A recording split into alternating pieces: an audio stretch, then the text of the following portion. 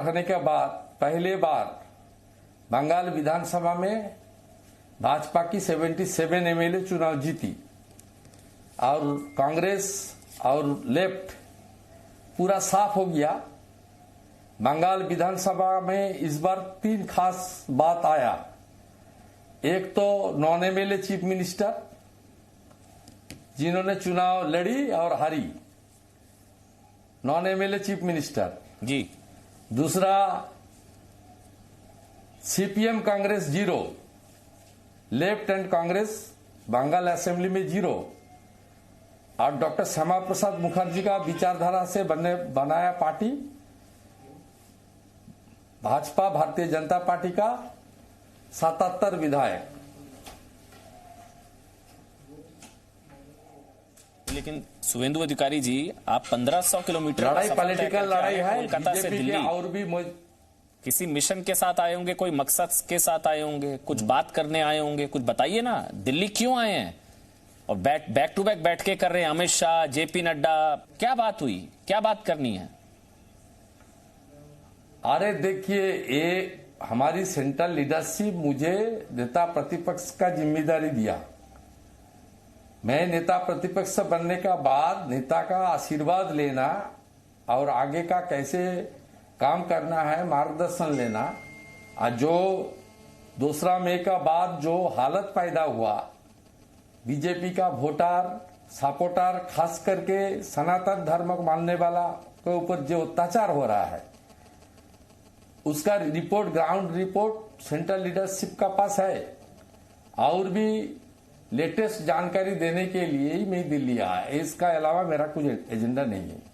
अच्छा, बंगाल में जो हिंसा हो रही है, सांप्रदायिक हिंसा, वो रिपोर्ट, उस पर भी बात हुई है?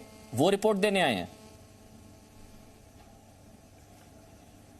हाँ, तो रिपोर्ट पार्टी का पास है। देखिए, सेकंड में काउंटिंग का बाद तुरंत 4th में नड्डा जी का लीडरशिप में पार्टी का सीनियर लीडरशिप का टीम बंगाल दौरा किया 2 दिन का। 1 महीना बाद अभी भी ग्राउंड रियलिटी क्या है, क्या चल रहा है, इस बीच में क्या क्या हादसा हुआ है, उसका भी डिटेल्स रिपोर्ट बैंक हमारी सीनियर लीडरशिप का पास, पार्टी का अध्यक्ष पास, गृह मंत्री का पास मैं सौंपा। प्रधानमंत्री से भी आपकी मुलाकात है? क्या बात होगी बंगाल हिंसा को लेकर? हाँ, अपॉइंटमेंट मुझे अपॉइंटमेंट मिला, मैं आशीर्वाद लूंगा।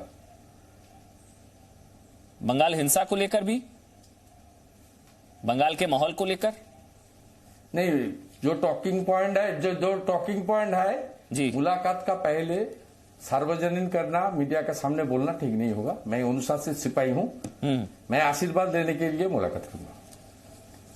शुभेंदु अधिकारी जी, आपने मुलाकात की जेपी नड्डा, अमित शाह, मनसुख मांडविया, प्रधानमंत्री से भी आप मुलाकात कर रहे हैं। अभिषेक बनर्जी कह रहे हैं आपकी पार्टी में टूट फूट मची है, भगदड़ मची हुई आपकी पार्टी में, सब घर वापसी में लगे हुए हैं, टीएमसी में जमीन खिसक रही है, इसलिए दिल्ली पहुंचे आप।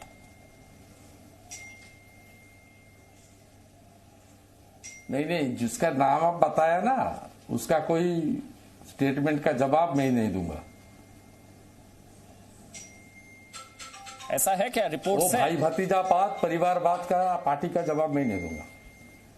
हाँ, ऐसी रिपोर्ट्स हैं, कई आप जानते हैं, कई लोगों ने, कई बीजेपी के नेता जो टीएमसी छोड़कर आए थे घर वापसी के मूड में है, कई नाम है मेरे पास, आपको ज्यादा पता होगा, इसलिए आप दिल्ली आए हैं। ये अभिषेक बनर्जी से लेकर टीएमसी नहीं, मेरा पास नहीं, वो कोई क्या कह रही है छोड़ दीजिए।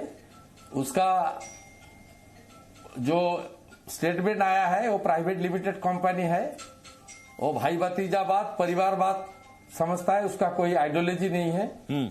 उसका जो स्टेटमेंट है उसके खिलाफ मैं कुछ नहीं बोलूंगा। लेकिन आप सुन लीजिए, जो 38% से ज्यादा वोट मिला है बीजेपी को, 2,28,00,000 वोट मिला है, ये विचारधारा का वोट है, ये कोई इंडिविजुअल का वोट नहीं है। इंडिविजुअल चलता है रीजनल पार्टी में। अखिलेश यादव, मुलायम सिंह यादव, लालू यादव, तेजस्वी यादव, करुणानिधि जी, स्टालिन, ममता बनर्जी, अभिषेक बनर्जी, उसमें ये सब चलता है। तो फिर घर वापसी क्यों कर रहे हैं? बीजेपी से वापस टीएमसी में क्यों जा रहे हैं? बीजेपी वोट मिला है सब विचारधारा का वोट है। बीजेपी का जितना वोट बंगाल में मिला विचारधारा का वोट है। आइडियोलॉजी के ऊपर वोट मिला 2,28,00,000, 39% के आसपास। तो फिर सब घर वापसी क्यों कर रहे हैं?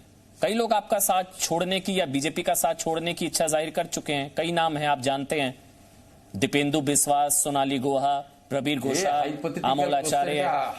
हाइपोथेटिकल क्वेश्चन ना है, हाइपोथेटिकल क्वेश्चन का मैं आंसर नहीं दूंगा।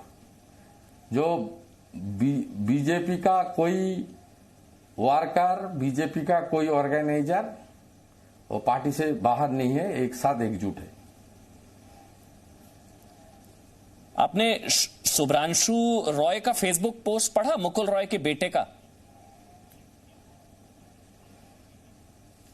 मैं कोई पर्सनल इसमें ओपिनियन नहीं दूंगा।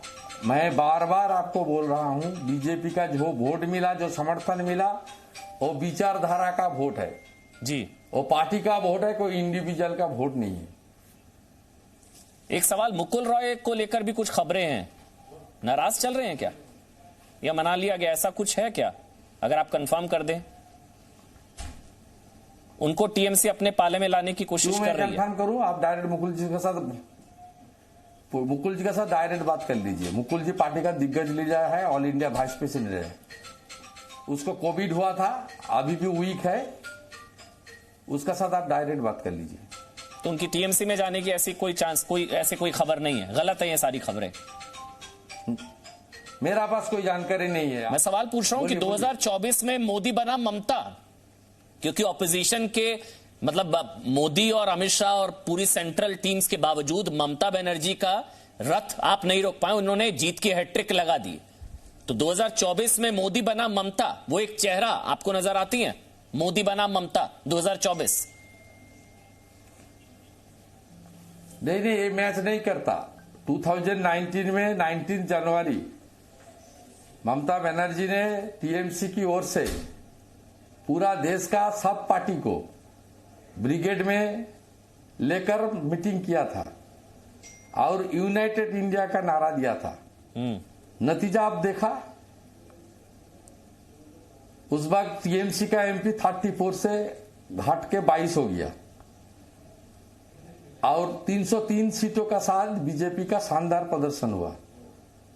इसलिए एक रीजनल पार्टी, एक प्राइवेट लिमिटेड पार्टी, एक प्रदेश के अंदर कुछ कम्युनिस्ट, कुछ कांग्रेस और खास करके एक वर्ग का सब वोट को पोलराइजेशन करके चुनाव जीता। देश में ये नहीं हो सकता। पिछले बार 2019 में कोशिश की, बुरी तरह से फेल कर गई। इस बार भी हालत और भी गंभीर होगा।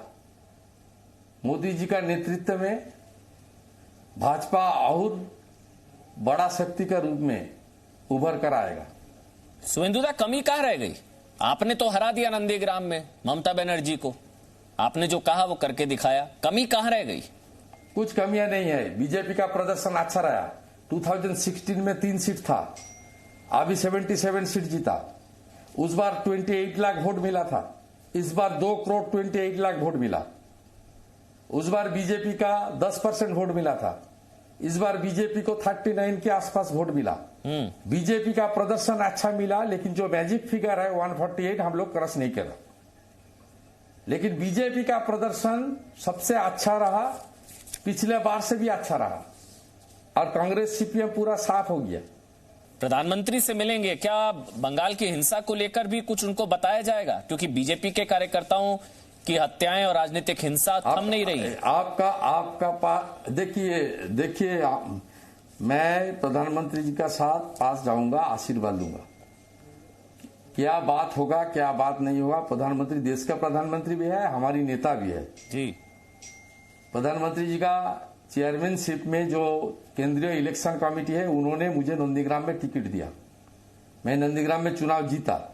जीतने का बाद दर्शन करना, आशीर्वाद लेना ये मौका मिला, इसलिए मैं मुलाकात कर रहा हूं।